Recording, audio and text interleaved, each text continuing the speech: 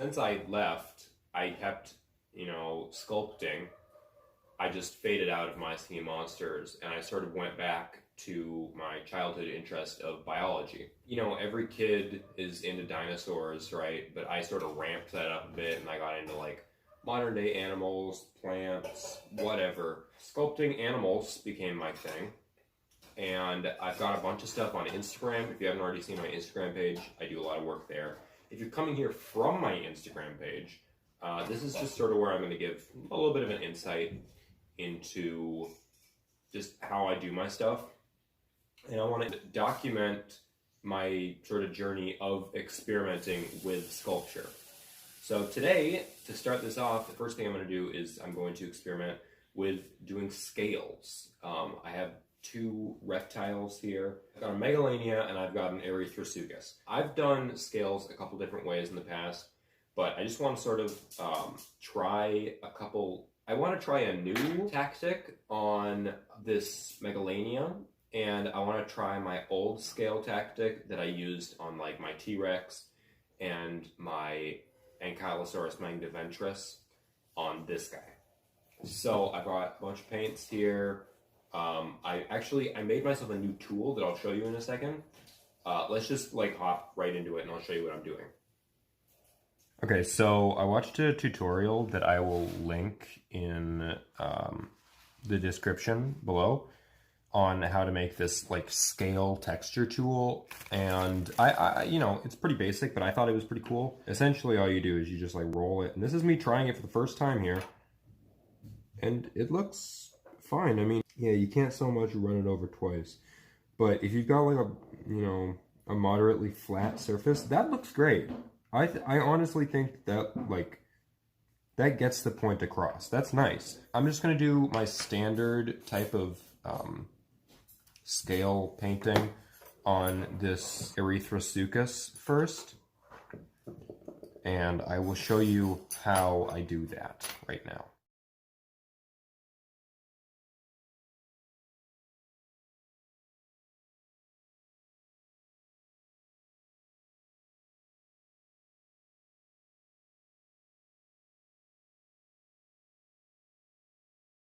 So it turned out not what I was hoping for, but okay. I do like when you can see the texture that I'm going for on the greener parts, but as it fades to more yellow, it just starts to look like polka dots, which I'm not a huge fan of. I think that it got the reptile feel across, definitely, and I put some gloss medium all over it, so it looks like it's sort of shiny, like a reptile, or maybe it just came out of the water, I don't know. Mom did a really nice wash on it, and it looks sort of muddy, which is great. It looks like it's a swamp dweller, definitely.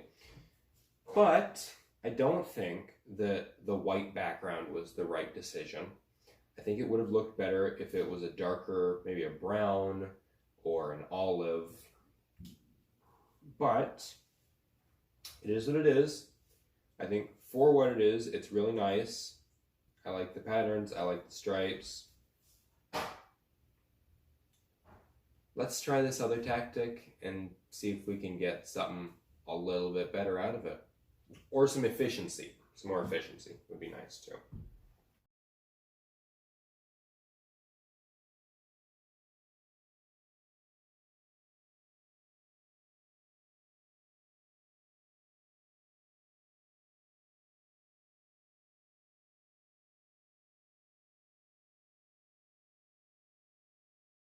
I mean, the results speak for themselves. Come on.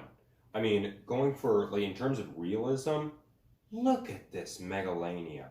Uh, okay, listen, the Erythroseuchus, the pointillism method, there's something to say about that. I don't know what that something is.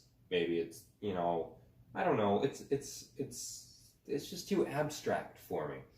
But this Megalania, gosh, the texture and this beautiful dry brush that my mom did, just great.